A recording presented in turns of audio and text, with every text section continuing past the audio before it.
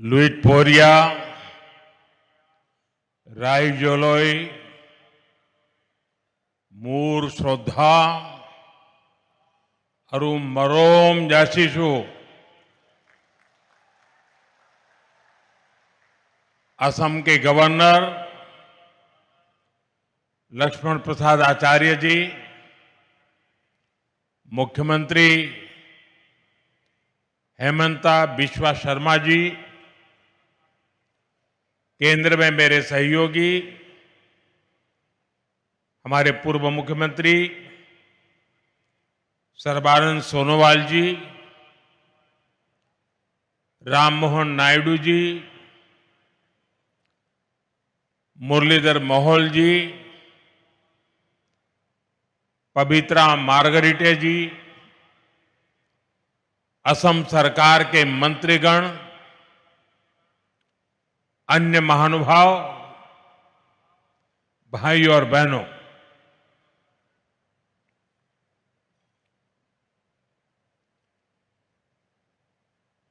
मैं अपना भाषण शुरू करूं उससे पहले मैं आप सबसे एक प्रार्थना करता हूं। ये आज विजय का आज का जो दिवस है एक प्रकार से विकास के उत्सव का दिवस है और ये सिर्फ असम नहीं, पूरे नॉर्थ ईस्ट के विकास का उत्सव है। और इसलिए मेरी आपसे प्रार्थना है कि अपना मोबाइल फोन निकालिए, उस पर फ्लैश लाइट चालू कीजिए और सबके सब इस विकास उत्सव में भागीदार बनिए। हर एक के मोबाइल फोन का लाइट जलना चाहिए। देखिए तालियों की गूंज से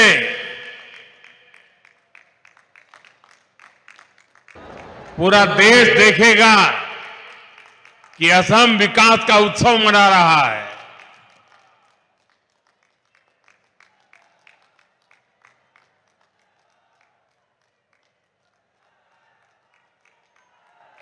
जब विकास का प्रकाश पहुंचता है तो जिंदगी की हर राह नई ऊंचाइयों को छूने लग जाती है। बहुत बहुत धन्यवाद सबका।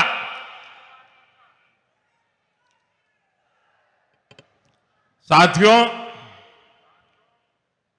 असम की धरती से मेरा लगाव, यहां के लोगों का प्यार और स्नेह और खासकर असम और पूर्वोत्तर की मेरी माताओं बहनों का अपनापन, ये मुझे निरंतर प्रेरित करते हैं, पूर्वोत्तर के विकास के हमारे संकल्प को ताकत देते हैं। मैं देख रहा हूं आज एक बार फिर असम के विकास में नया अध्याय जुड़ रहा है और ऐसे में भारत रत्न भूपेन दा की पंक्तियां बहुत सटीक हो जाती है। लुइदोर पार जिलिकाई टूली बोलोई आमी प्रतिज्ञाबद्ध आमी संकल्पबद्ध, यानी लुइत नदी का तट उज्जवल होगा, अंधकार की हर दीवार टूटेगी और ये होकर रहेगा, यही हमारा संकल्प है, यही हमारी प्रतिज्ञा है। साथियों, भूपेन दा की ये पंक्तियां केवल एक गीत नहीं थी, ये असम को प्यार करने वाली हर महान आत्मा का संकल्प था। और आज ये संकल्प हमारे सामने सिद्ध हो रहा है। जैसे असम में विशाल ब्रह्मपुत्र की धाराएं कभी नहीं रुकती, वैसे ही बीजेपी की डबल इंजन सरकार में यहां विकास की धारा भी अनवरत बह रही है। आज लोकप्रिय गोपीनाथ बोरदोलोई एयरपोर्ट के नए टर्मिनल का उद्घाटन हमारे इस संकल्प का प्रमाण है। मैं सभी असम वासियों को, देश के लोगों को इस नई टर्मिनल बिल्डिंग के लिए बहुत बहुत बधाई देता हूं। बहनों और भाइयों, अब से कुछ देर पहले मुझे गोपीनाथ बोरदोलोई जी की प्रतिमा का अनावरण करने का सौभाग्य मिला है। बोरदोलोई जी असम के पहले मुख्यमंत्री थे, असम का गौरव थे, असम की पहचान, असम का भविष्य और असम के हित उन्होंने कभी भी इससे समझौता नहीं किया। उनकी ये प्रतिमा आने वाली पीढ़ियों को प्रेरित करती रहेगी, उनमें असम को लेकर गौरव की भावना जगाएगी। साथियों, आधुनिक एयरपोर्ट जैसी सुविधाएं, कनेक्टिविटी का आधुनिक इंफ्रास्ट्रक्चर, ये किसी भी राज्य के लिए नई संभावनाओं और नए अवसरों के गेटवे होते हैं। ये राज्य के बढ़ते आत्मविश्वास और लोगों के भरोसे के स्तंभ होते हैं। आप भी जब देखते हैं कि असम में इतने शानदार हाईवे बन रहे हैं, एयरपोर्ट बन रहे हैं, तो आप भी कहते हैं अब जाकर असम के साथ न्याय होना शुरू हुआ है। वरना साथियों, कांग्रेस की सरकारों के लिए असम और पूर्वोत्तर का विकास उनके एजेंडे में ही नहीं था। कांग्रेस की सरकारें और उनमें बैठे लोग कहते थे, असम और पूर्वोत्तर में जाता ही कौन है। कांग्रेस कहती थी असम को, पूर्वोत्तर को आधुनिक एयरपोर्ट की, हाईवेज और बेहतर रेलवेज की जरूरत क्या है। इसी सोच की वजह से कांग्रेस ने दशकों तक इस पूरे क्षेत्र की उपेक्षा की। साथियों, कांग्रेस 6-7 दशक तक जो गलतियां करती रही और मोदी एक एक करके उसको सुधार रहा है। मोदी कहता है, कांग्रेस वाले नॉर्थ ईस्ट जाए या न जाए, मुझे तो नॉर्थ ईस्ट और असम आते ही अपने लोगों के बीच होने का एहसास होता है। मोदी के लिए असम का विकास ये जरूरत भी है, जिम्मेदारी भी है और इसकी जवाबदेही भी है। और इसलिए साथियों, बीते 11 वर्षों में असम और नॉर्थ ईस्ट के लिए लाखों करोड़ रुपयों की विकास परियोजनाएं शुरू हुई है। आज असम आगे भी बढ़ रहा है और नए कीर्तिमान भी गढ़ रहा है। मुझे जानकर अच्छा लगा कि असम भारतीय न्याय संहिता लागू करने में देश में नंबर 1 राज्य बना है।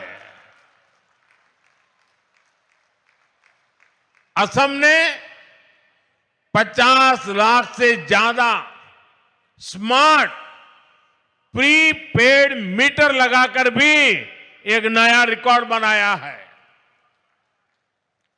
कांग्रेस के समय में असम में बिना पर्ची, बिना खर्ची के सरकारी नौकरी मिलना असंभव था, लेकिन आज यहां हजारों युवाओं को बिना पर्ची, बिना खर्ची नौकरी मिल रही है।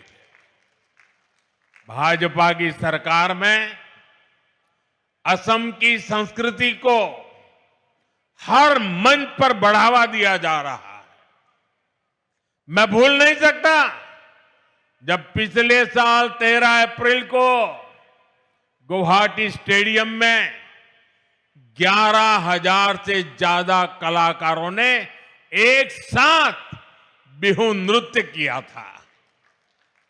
इस घटना को गिनीज वर्ल्ड रिकॉर्ड में दर्ज किया गया है।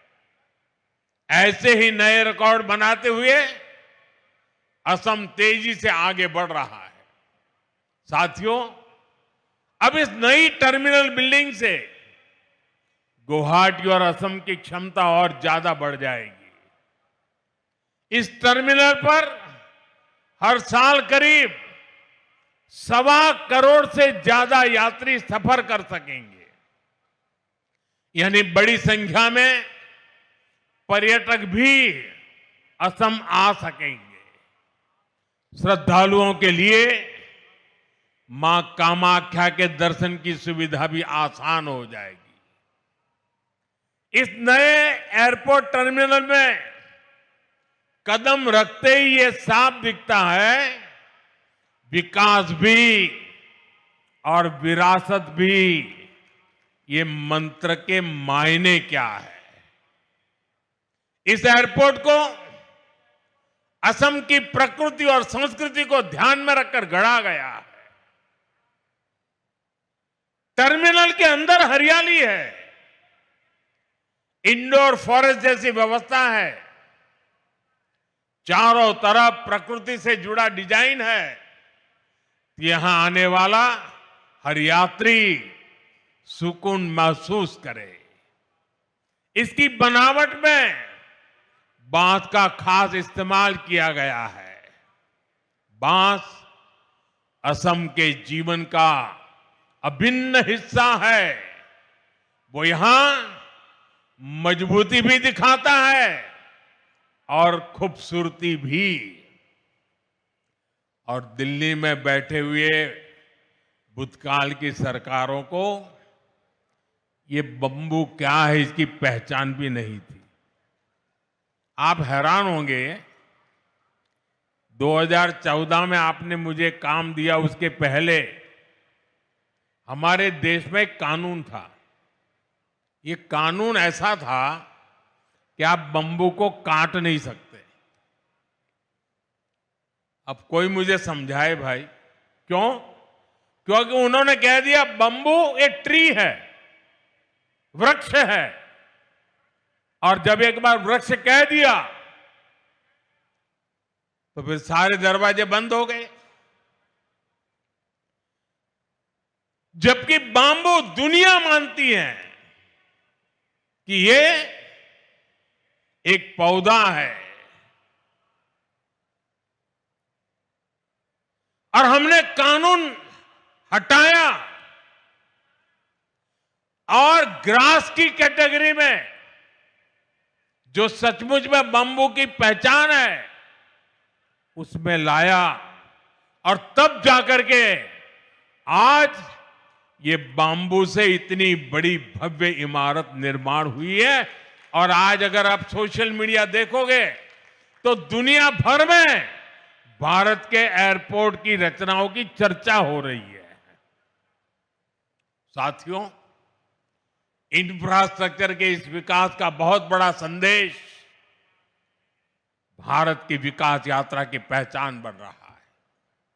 इससे उद्योगों को बढ़ावा मिलता है, निवेशकों को कनेक्टिविटी का भरोसा मिलता है, लोकल प्रोडक्ट्स को दुनिया भर में पहुंचाने का रास्ता खुलता है और सबसे बड़ा भरोसा उस युवा को मिलता है जिसके लिए नए अवसर पैदा होते हैं।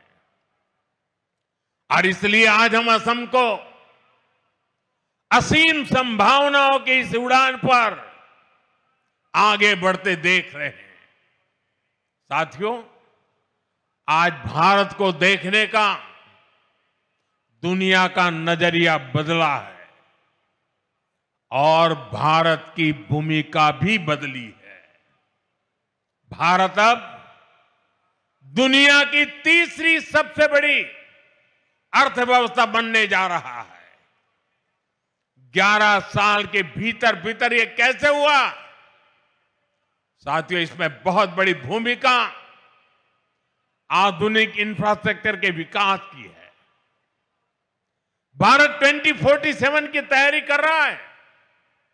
विकसित भारत के संकल्प को सिद्ध करने के लिए हम इंफ्रास्ट्रक्चर पर फोकस कर रहे हैं और सबसे अहम बात यह है कि विकास के इस महान अभियान में देश के हर राज्य के हर क्षेत्र की भागीदारी है। हम पिछड़ों को प्राथमिकता दे रहे हैं। देश का हर राज्य एक साथ प्रगति करे और विकसित भारत के मिशन में अपना योगदान दे। हमारी सरकार इस दिशा में काम कर रही है और मुझे खुशी है कि आज असम और पूर्वोत्तर हमारे इस मिशन का नेतृत्व कर रहे हैं। हमने एक्ट ईस्ट पॉलिसी के जरिए पूर्वोत्तर को प्राथमिकता दी और आज हम असम को भारत के ईस्टर्न गेटवे के रूप में उभरता देख रहे हैं। असम भारत को आसियान देशों से जोड़ने के लिए ब्रिज की भूमिका निभा रहा है। ये शुरुआत अभी बहुत आगे तक जाएगी और असम कई क्षेत्रों में विकसित भारत का इंजन बनेगा। साथियों, आज असम और पूरा नॉर्थ ईस्ट भारत के विकास का नया प्रवेश द्वार बन रहा है। मल्टी मॉडल कनेक्टिविटी के संकल्प ने इस क्षेत्र की दिशा और इसकी दशा दोनों बदली है।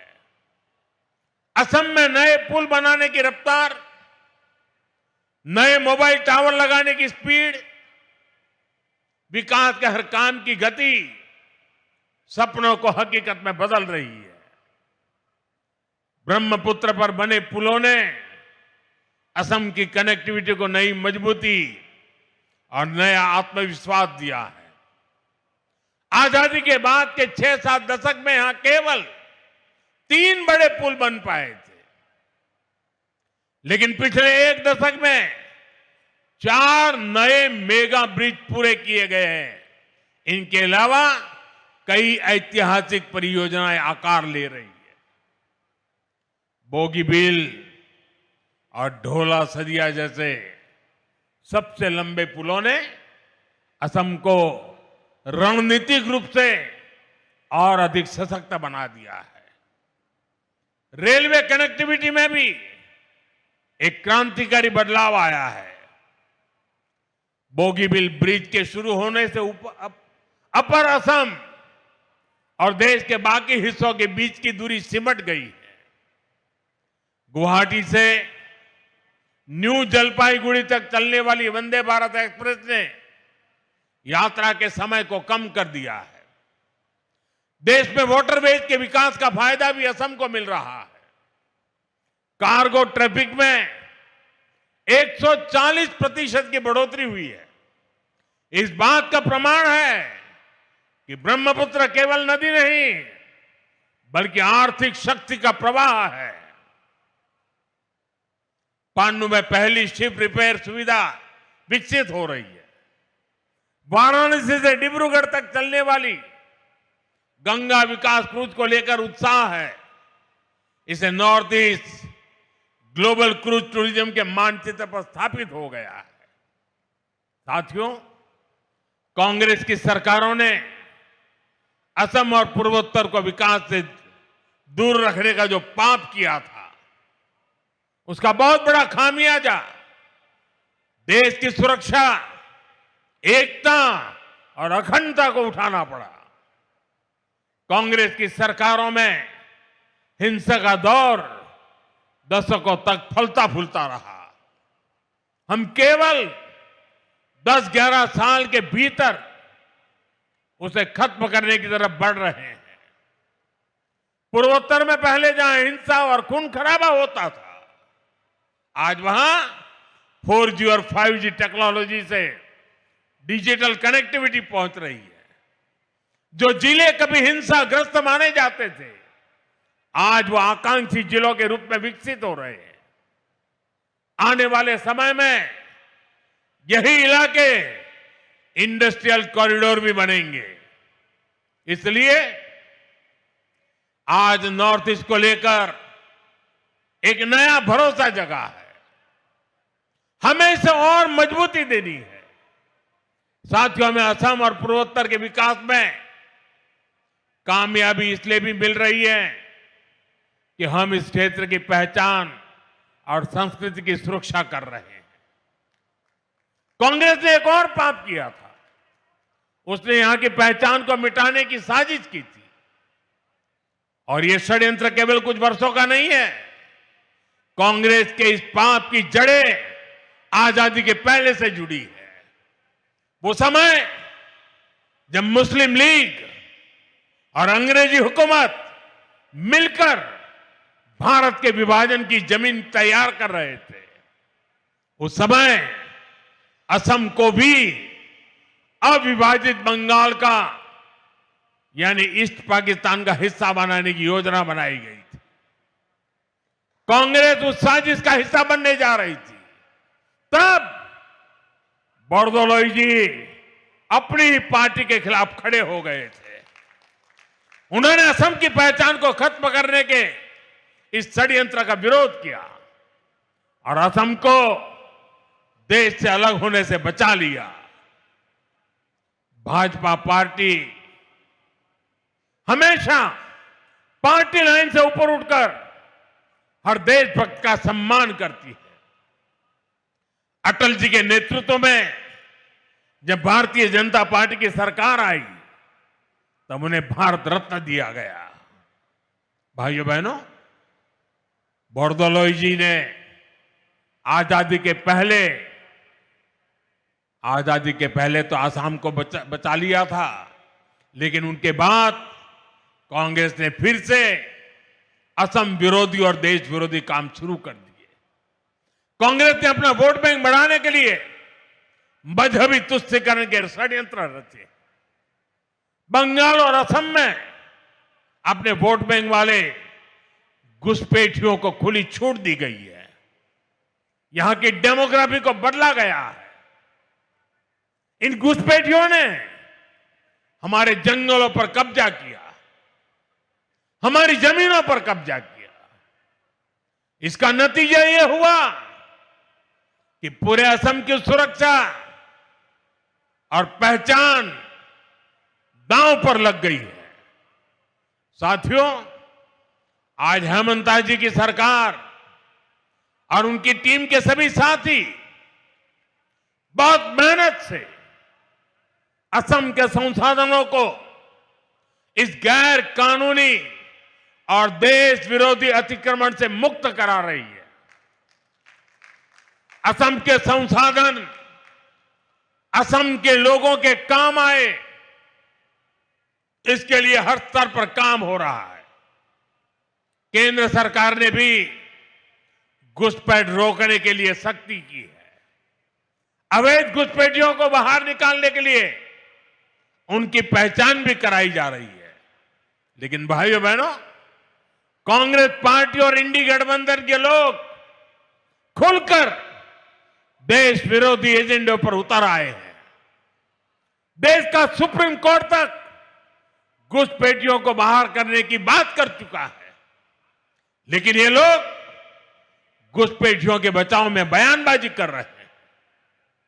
इनके वकील कोर्ट में घुसपैठियों को बचाने की पैरवी कर रहे हैं। चुनाव आयोग निष्पक्ष चुनाव के लिए एसआईआर की प्रक्रिया कर रहा है, तो इन लोगों को देश के हर कोने में तकलीफ हो रही है। ऐसे लोग असमिया भाई बहनों के हितों को नहीं बचाएंगे। ये लोग आपकी जमीन और जंगलों पर किसी और का कब्जा होने देंगे। इनकी देश विरोधी मानसिकता पुराने दौर की हिंसा और अशांति वाले हालात पैदा कर सकती है। और इसलिए मेरे आसाम के भाई बहन, हमें बहुत सावधान रहना है। जिस असम की अस्मिता के लिए बोरदोलोई जी जैसे लोगों ने जीवन भर अपना सब कुछ न्यौछावर किया, हमें उसकी रक्षा करनी है। असम के लोगों को एकजुट रहना है। हमें असम के विकास को डिरेल होने से बचाना है। कांग्रेस के षड्यंत्रों को पल पल कदम कदम पर विफल करते रहना है। साथियों, आज दुनिया भारत की ओर उम्मीद से देख रही है। भारत के भविष्य का नया सूर्योदय पूर्वोत्तर से ही होना है। इसके लिए हमें साथ मिलकर अपने सपनों के लिए काम करना होगा। हमें असम के विकास को सबसे आगे रखकर चलना होगा। मुझे विश्वास है हमारे ये सामूहिक प्रयास असम को नई ऊंचाई पर ले जाएंगे। हम विकसित भारत के सपने पूरा करेंगे और विकसित असम से विकसित भारत का रास्ता बनने वाला है। इसी कामना के साथ मैं एक बार फिर नए टर्मिनल की बधाई देता हूं। आप सबका बहुत बहुत धन्यवाद। मेरे साथ बोलिए, वंदे वंदे वंदे वंदे वंदे वंदे।